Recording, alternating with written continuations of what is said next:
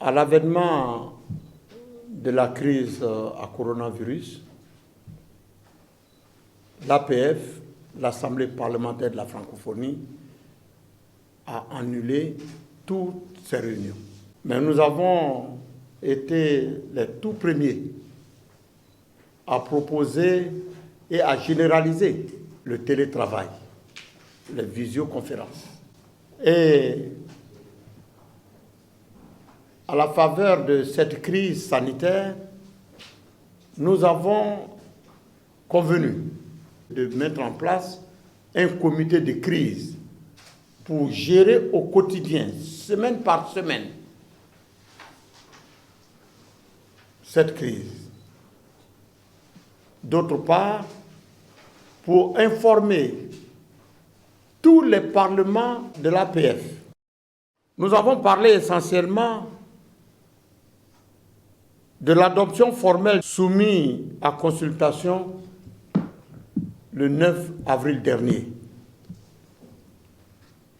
J'ai soumis à mes pairs, le 9 avril dernier, un plan de crise qui a été accepté au regard des réactions des sections de chaque parlement francophone.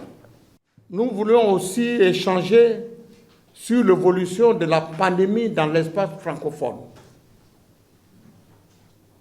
Et ça aussi, il y a diverses fortunes. D'autres pays francophones résistent plus que d'autres. Et vous avez entendu tout à l'heure les Européens, les Américains du Nord saluer l'effort de l'Afrique. On nous prévoyait l'hécatombe. Au contraire, nous avons bâti des plans de riposte vigoureux et qui nous ont permis d'amoindrir un tant soit peu les effets, les conséquences de cette crise. Je veux saluer au passage le président de la République et le Conseil national de sécurité pour avoir permis à notre pays de résister à cette pandémie. Et je pense que la discipline collective des Ivoiriens fera en sorte de récompenser tous ces efforts du gouvernement. Nous avons des commissions et des réseaux qui se penchent sur les différentes questions qui traversent le monde francophone. Nous avons demandé, j'ai même demandé à ces commissions de se réunir pour se pencher sur les conséquences de cette pandémie et pour maximiser l'utilité de l'APF. Nous avons parlé aussi de la proposition du secrétaire général parlementaire. Le secrétaire général parlementaire, qui est vraiment la plaque tournante de l'APF, a suggéré que vu la vulnérabilité des économies africaines, vu aussi la faiblesse de nos structures économiques, propose au nom de l'APF, Assemblée parlementaire de la francophonie, d'annuler, sinon de réduire la dette des pays africains.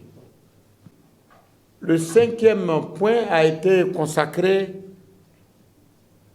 aux réunions prochaines des instances de l'APF.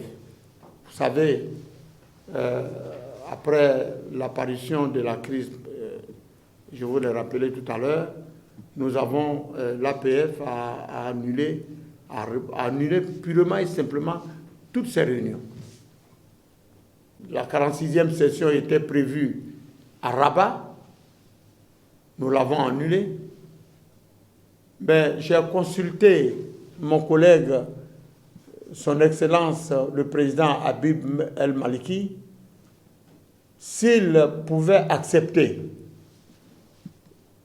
vu l'annulation de notre 46e session en 2020, s'il pouvait accepter d'abriter la 46e session en 2021, ce qui a été accepté au regard des relations fraternelles entre la Côte d'Ivoire et le Royaume du Maroc. Alors, c'était les 5 points dont nous avons parlé.